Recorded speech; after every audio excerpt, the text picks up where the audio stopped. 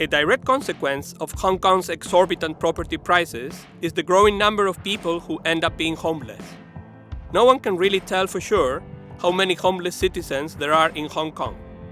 The reason can be shockingly simple. In this era of big data, there are no accurate nor up-to-date official statistics of the homeless. All we seem to have is an ad hoc registration mechanism. A homeless person may be required to fill in a form for record-keeping purposes when they seek help at any of the temporary shelters run by the Home Affairs Department. Those temporary shelters are only open during brief periods, when the weather conditions in Hong Kong are considered extreme, hot spells during the summer and cold ones in the winter.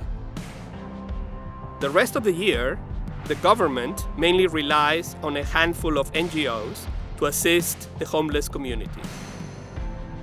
The services these NGOs provide using government funds are basic short-term accommodation and assistance to street sleepers.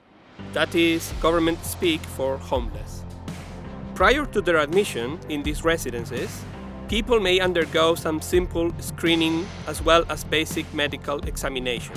If any homeless person shows clear signs of drug addiction, admittance may be refused. The maximum period of continuous stay in these shelters varies from place to place, the average period being 2 months. When their time is up, most people have no choice but to go back onto the street. Registered as a charity in March 2017, the ultimate aim of Impact Hong Kong is to rescue people off the streets and help them rebuild their lives one step at a time. Impact Hong Kong's success story, in spite of the daunting challenges they face on a day-to-day basis, can be partly attributed to their indomitable spirit and to a no-red-tape attitude. But the real driving force behind their success is kindness. Through kindness, Impact Hong Kong first earns the trust of those in need and then empowers them for change. In doing so, Impact Hong Kong offers a holistic rehabilitation program, largely tailored to the individual needs of the people they serve. Jeff Rothmeyer, a Canadian by birth, CEO and founder of Impact Hong Kong, came to the city with his family in 2015 to work as an English teacher. Some years later, he decided to step out of his comfort zone. He quit his job and registered 2 different charities on a single day. What made you found Impact Hong Kong? Were you not enjoying your work as a teacher? 6 years ago, a friend of mine introduced me to the homeless population in Sham Shui Po in a park called Tung Chau Street Park. And basically him and I went in there, brought in as much food as we could carry and just served it to the homeless. And it was that experience kind of opened my eyes up and it made me want to do more. It led me to inviting friends to go with me once a month. And that became quite popular, which enabled us to grow. Went from going into that park once a month to twice a month and then 4 times, etc. Now when we got up to a certain stage of doing it about 100 times a month, and when you're doing something every single day, you learn and you adapt. And one thing we learned as a charity is that friendship is really the key component on how you get someone off the streets. And once we realized how we could actually save lives and we could actually help individuals off the ground, that's when I realized that this really has to become a charity.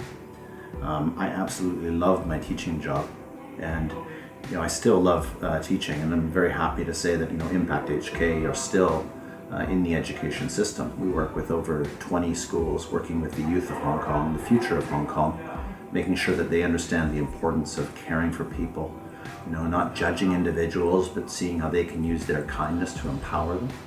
And I'm really proud of us as a charity to work in the education system. I think you'd be hard-pressed to find a homeless charity around the world that is this focused on working with the youth. And I think that's really important because if you want to have a holistic approach to solving the homeless issue, you have to start with the youth.